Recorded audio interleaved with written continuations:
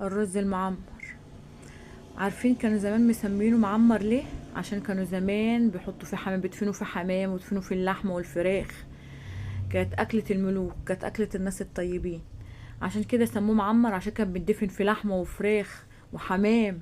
دلوقتي عايزة تعدي اليوم بتعملي صينية رز في الفرن. هنعدي ايه يا ولادي؟ النهاردة هنعمل صينية رز في الفرن، بتاكلي بقى بعسل بسلطة وبطاطس مقلية براحتك اللي انت نفسك فيه. بتكليف دلوقتي شو نص كيلو رز غسلته وحطيت عليه حوالي كيلو لبن، وادي مج الشاي كله لازم يبقى مغلي عشان الوش يطلع زي ما انا هوريهولكوا دلوقتي. الميه لو مش مغليه واللبن مغلي هيطلع الوش ناشف، خدي بالك من الحته دي. تمام.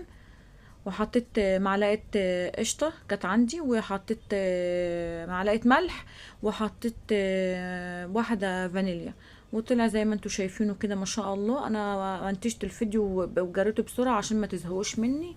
انا ما بحبش برضو، واحده من الناس ما بحبش الفيديوهات الطويله. بصي ما شاء الله، معلقه القشطه، معلقه الملح، وكيلو اللبن، وهي كوبايه الميه. لازم كوبايه الميه عشان هي اللي بتساعد على التسويه يا جماعه.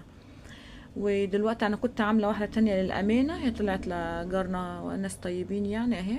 بألف هنا يا رب، ألف هنا لكل اللي أكل منها. حاجة على قد كده بعملها كل جمعة. و... ويا رب نتعلم من بعض، نساعد بعض، مفيهاش حاجة، وحاجة بسيطة خالص من بيتك. ولو معاكي بطاقة عايزة تساعدي جارتك ب20 رغيف من اللي هو ب4 جنيه بتاع اللي هو المدعوم بتاع الحكومة ده.